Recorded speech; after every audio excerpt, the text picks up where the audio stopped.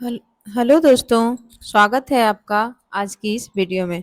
तो दोस्तों, आज की इस वीडियो में हम हिंदी से संबंधित कोई भी एग्जाम हो, जहाँ पे जो भक्ति काल के प्रसिद्ध कवि हैं तुलसीदास, उनकी रचनाओं के बारे में, उनके कृतित्व के बारे में, जो उनकी 12 रचनाएं हैं उनके बारे में, बिल्कुल उनके प्रकाशन वर्ष क्या है, उनमें कितने पद हैं, एक छोटी सी वीडियो 5 से 7 मिनट की वीडियो में आपको किसी भी एग्जाम में 1 से 2 नंबर दिला सकती है। इसलिए बिल्कुल इत्मीनान से खाली समय निकाल कर, अपने लिए समय निकाल कर इस वीडियो को जरूर देखिए। चलिए जल्दी से वीडियो की शुरुआत करते हैं। तो हम लोग बात करते हैं तुलसीदास जी के कृतित्व पर। ये तुलसीदास जी ने कुल कितनी रचनाएं लिखी हैं, वो कैसी कैसी रचनाएं हैं, किस भाषा में है, उस पर बात करते हैं हम लोग। तो तुलसीदास जी द्वारा रचित ग्रंथों की कुल संख्या कितनी है? 12 है। एक क्वेश्चन तो हमको यहीं से मिल गया। अच्छा, सॉरी, तुलसीदास की जो रचनाएं हैं, वो महाकवि तुलसीदास की रचनाएं कितनी हैं? 12 हैं। इनमें से बड़े ग्रंथ कितने हैं? 5 बड़े ग्रंथ हैं और 7 क्या है? छोटे ग्रंथ हैं। 2 क्वेश्चन हमको यहीं से मिल गए। पहला हो गया, तुलसीदास की रचनाओं की संख्या कितनी है? तो वो है 12। बड़े ग्रंथ कितने हैं? 5। छोटे ग्रंथों की संख्या कितनी है? 7। अब जो पंडित राम गुलाब द्विवेदी हैं, इनके ग्रंथों की संख्या, तुलसी के ग्रंथों की प्रमाणिक ग्रंथों के रूप में स्वीकृत किया है कितने ग्रंथों को? 12 ग्रंथों को। उन 12 ग्रंथों के बारे में ही आज हम लोग जानेंगे। चलिए, पहले है इनकी राम गीतावली, यानी इसको गीतावली के नाम से हम लोग जानते हैं। इसमें कुल 328 पद हैं और कितने?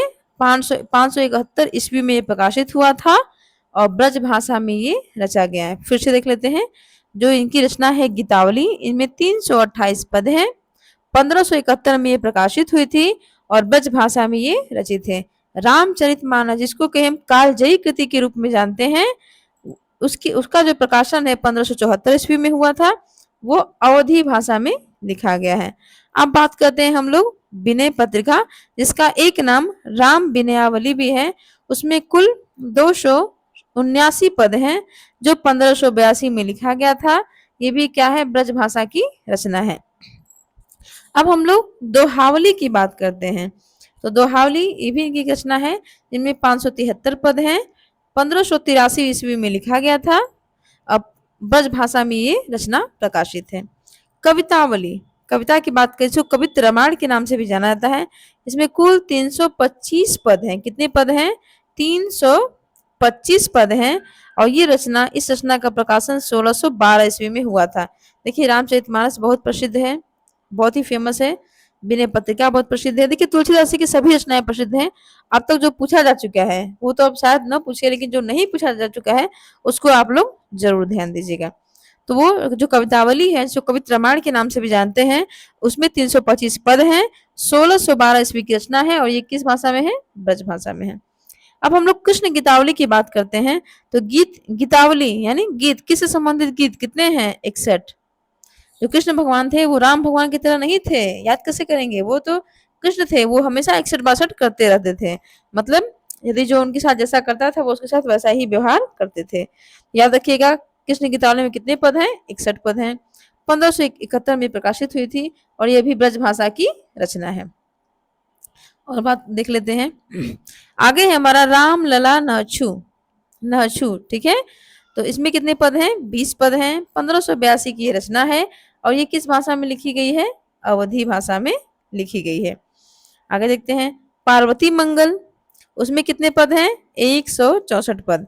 तो आप ध्यान रखिए कैसे याद रखेंगे इसको, ये बहुत इंपॉर्टेंट रचना है। देखिए, हम लोग क्या करते हैं? 143 यानी आई लव यू, ठीक है।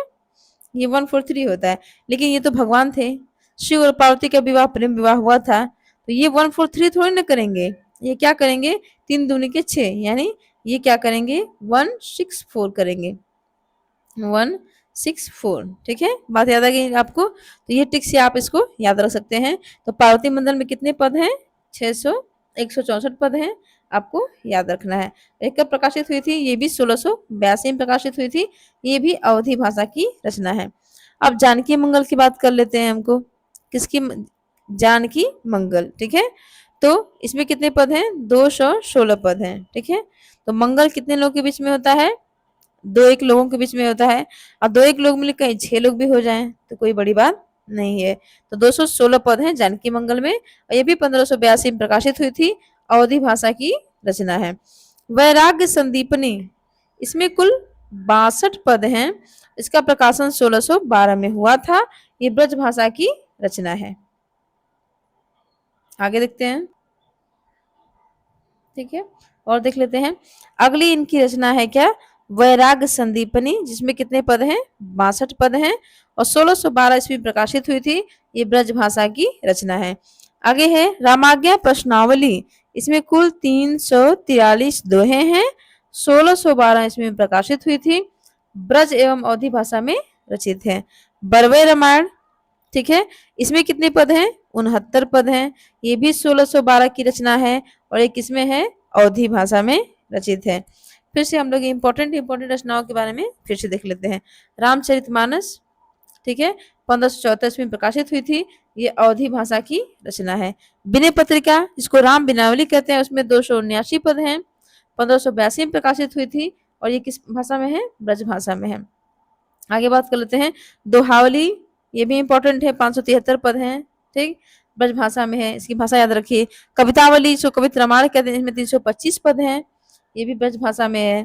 कृष्ण गीतावली, इसमें 61 पद हैं, 1571 में। ये भी किसमें है, ब्रज भाषा में। आगे देखते हैं हम लोग। उसके बाद रामलाल नाछू, 20 पद हैं। इसकी भाषा क्या है, अवधी है। आगे बढ़ते हैं। पावती मंगल, 164 पद हैं, 1582 ईस्वी में प्रकाशित हुआ था। ये भी अवधी भाषा में है। जानकी मंगल में 216 पद हैं, 1582 में प्रकाशित हुआ था। ये भी अवधी भाषा में है। बैराग संदीपनी में 62 पद हैं, 1612 ईस्वी में प्रकाशित हुई थी। ब्रज भाषा की रचना है। रामाज्ञा प्रश्नावली 343 दोहे हैं, 1612 ईस्वी में प्रकाशित हुई थी। ब्रज एवं अवधी दोनों में है। बरवे रामायण 69 पद हैं, 1612 ईस्वी में प्रकाशित हुई थी, और ये क्या है, अवधी भाषा में है। इस तरह से हमने केवल 7 मिनट की इस वीडियो में जो महाकवि तुलसीदास जी हैं, उनके द्वारा जो रचित हैं 12 रचनाएं, उनके सभी रचनाओं के प्रकाशन वर्ष, उनकी भाषा, उसमें कितने पद हैं, इसके बारे में जान लिया। यहाँ से किसी हर एक एग्जाम में, जहाँ से हिंदी, जिस एग्जाम में हिंदी आती है, अच्छे लेवल की आती है, वहाँ पे इनसे प्रश्न जरूर पूछे जाते हैं। इस वीडियो को ध्यान से देखिए, कई बार देखिए, आपको 1 से 2 नंबर जरूर मिलेंगे। वीडियो देखने के लिए धन्यवाद। प्लीज़ चैनल को लाइक करें, शेयर करें और सब्सक्राइब करें।